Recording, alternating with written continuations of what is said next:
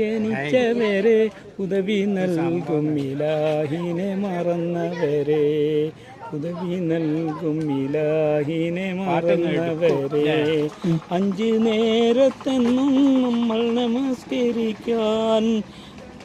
Okay, thank you.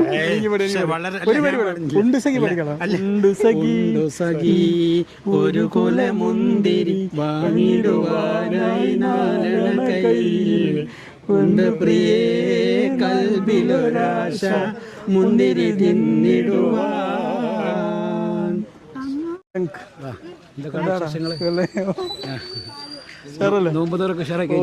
നാട്ടിലെ രാജാവല്ലേ അങ്ങ് വരും നാളണയില്ല യാചകനായെന്നോ.